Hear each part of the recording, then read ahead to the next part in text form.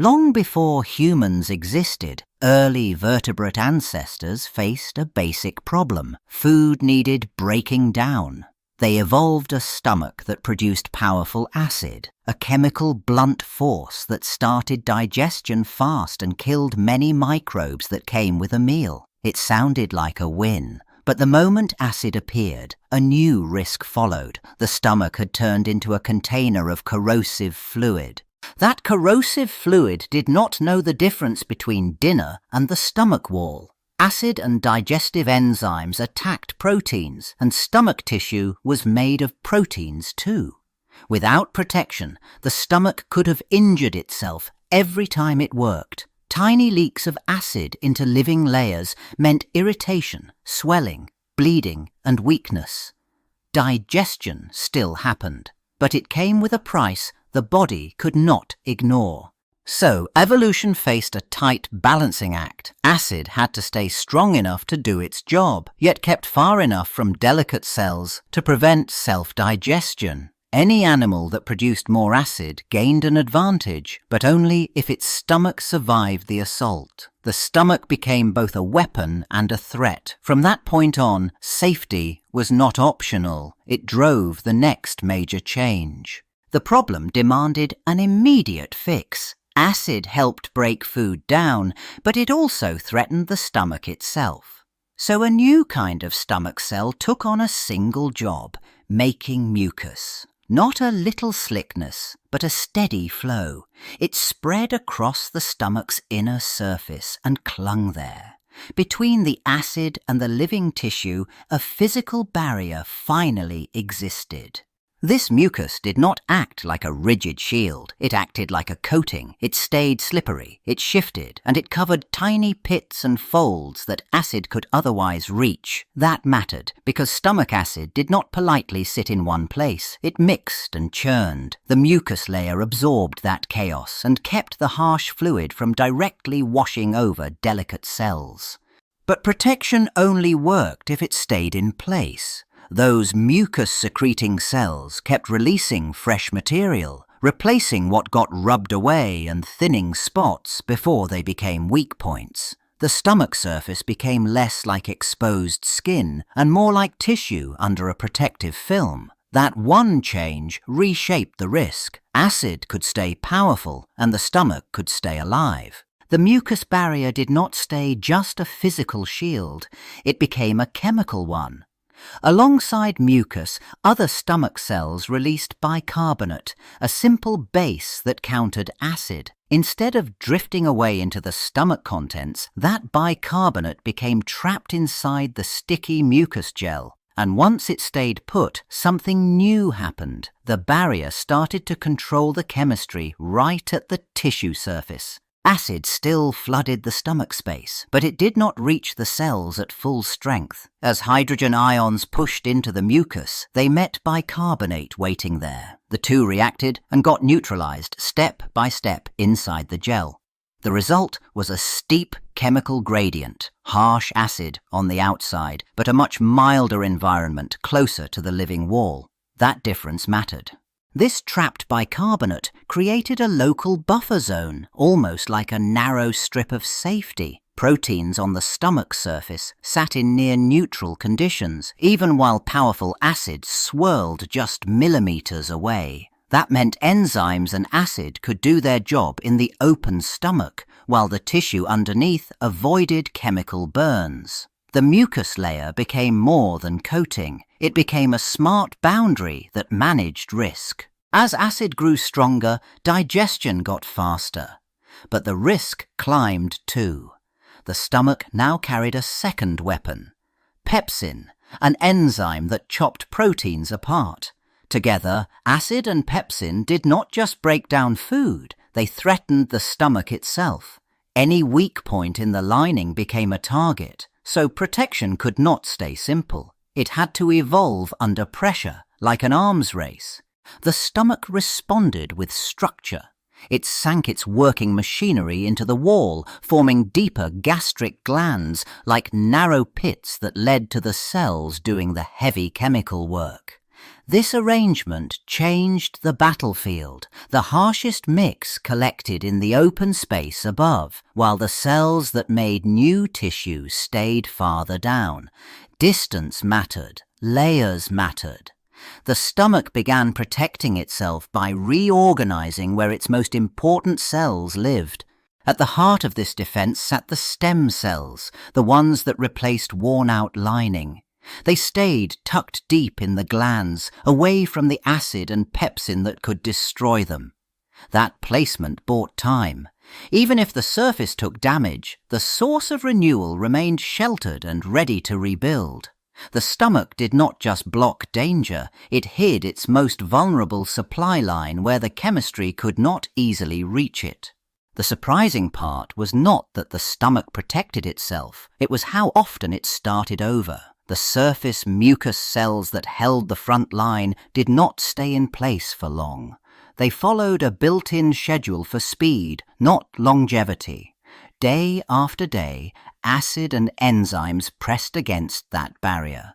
So the stomach answered with a simple rule: replace the surface before it failed. That rule created a weekly reset. The cells that coated the stomach and released fresh mucus had been designed to burn bright and disappear fast. Instead of repairing one cell at a time, the stomach relied on a rolling swap of the entire surface layer. Roughly every 5 to 7 days, most of that protective lining had been renewed. The shield stayed new by never being allowed to get old. This rapid turnover changed what protection meant. The mucous barrier did not depend on tough permanent tissue. It depended on constant replacement. Any surface cell that got stressed, scraped, or weakened did not need to last for months. It only needed to hold on long enough for the next wave to take its place. In a stomach, survival came from speed. The lining kept moving. That weekly reset did not happen by accident. Behind the smooth surface, the stomach ran a constant cleanup crew. Cells that aged out, got scraped, or took a hit from acid did not just linger and leak. They triggered a built-in self-destruct program called apoptosis. The cell shrank, broke into tidy pieces, and the surface stayed controlled. No messy rupture, no alarm, just removal. Then the stomach disposed of the remains in the simplest way possible. Those dead fragments lifted off the wall and got shed into the lumen, the hollow space where food and acid already swirled. They got swept along and digested like everything else. The remarkable part was what did not happen. No open wound, no exposed raw tissue for acid to bite into. The barrier kept its shape even as it lost parts. That steadiness came from the other half of the system. New cells rose from deeper down and migrated upward, sliding into the gaps left behind. They travelled like replacements on a conveyor, pushed along by constant growth beneath them. When they reached the surface, they spread out, sealed the edges, and started making fresh mucus immediately. The lining stayed closed even while it constantly rebuilt itself. Most of the time, that rapid weekly renewal kept the stomach safe, but the protection depended on one simple condition. The mucus layer had to stay thick and continuous. When the system faced extra stress, tiny, weak spots appeared. The barrier thinned. Acid and pepsin reached closer than they ever should have. And once that happened, damage no longer stayed superficial. It started to dig in. One common pressure came from infection. Helicobacter pylori settled into the stomach's mucus, where it did not just sit quietly. It irritated the surface and changed the local chemistry, making the protective layer less reliable. The stomach responded with inflammation, but that response carried a cost. More irritation meant more disruption. The very shield meant to separate acid from tissue lost its smooth seal. Chronic inflammation did something similar, even without a single obvious invader. It kept the tissue in a constant state of repair, and the turnover system struggled to keep up. New cells still rose to the surface, old cells still shed away, but gaps opened faster than they closed. Acid slipped through those gaps again and again. Over time, repeated injury carved deeper wounds. That was how ulcers formed. For a long time, when ulcers formed, medicine often chased the wrong target. People blamed stress, spicy food, personality, anything but the chemistry and microbes at work. Meanwhile, stomach acid kept pouring onto injured tissue like salt on a wound that never closed. Bleeding followed. Sometimes a hole opened through the stomach wall. Infection spread. What started as a damaged lining could turn into an emergency simply because the damage never got a chance to stop. Then treatment shifted in a very direct way. It turned down the acid. Acid-suppressing drugs reduced how harsh the stomach environment stayed hour after hour, so raw tissue stopped getting reburned.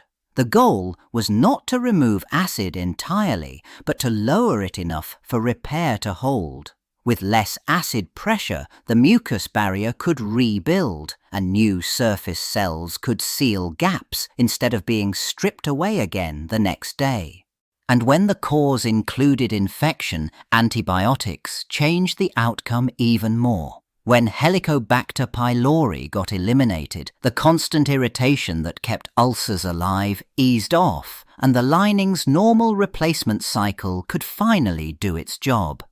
Fewer ulcers returned. Fewer people bled without warning. Surgery became less common.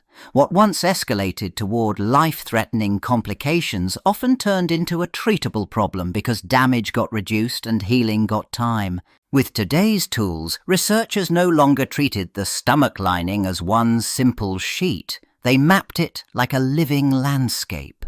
In the pits and glands, they tracked small pockets where stem cells stayed protected and busy. These niches acted like command centers for repair. From there, fresh cells were produced, then sent out to replace the surface. The weekly reset stopped seeming mysterious. It followed a blueprint. Then the focus shifted from location to control. Scientists traced the chemical signals that told those stem cells when to divide, when to slow down, and what kind of cell to become. Some pathways pushed rapid regeneration after irritation. Others steered cells toward making thick mucus instead of other gland products. The lining's pace and quality turned out to be adjustable, not fixed. Small signal changes caused big protection changes. That map changed what healing meant. Damage no longer looked like a simple wound that closed.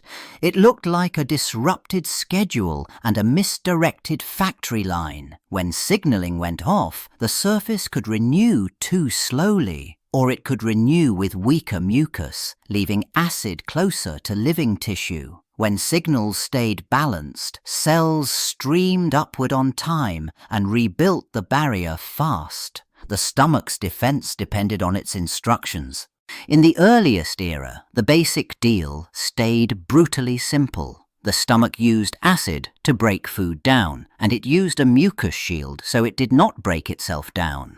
That core strategy still ran the show today. The difference came in what people could prove. Instead of guessing, they measured acidity, tracked injury, and watched protection fail or hold. The stomach stayed dangerous by design, it just became understandable. Modern tools made the invisible timetable real. Clinicians and researchers followed how fast surface cells disappeared and got replaced, and the pattern kept repeating in days, not months. The lining did not last, it renewed. Roughly every 5 to 7 days, a fresh layer took over, keeping acid away from living tissue. When that turnover slowed, the risk rose. The stomach did not need a thicker wall. It needed a fast reset. That understanding changed what care could do. Doctors supported the same old strategy instead of fighting it. They reduced acid when it became too damaging, treated infections that broke the barrier, and gave the lining time to complete its replacement cycle. Healing stopped being a mystery and became something monitored. The goal stayed blunt: prevent self-digestion. With the right support, the stomach's weekly rebuild happened on schedule, and ulcers became far less inevitable.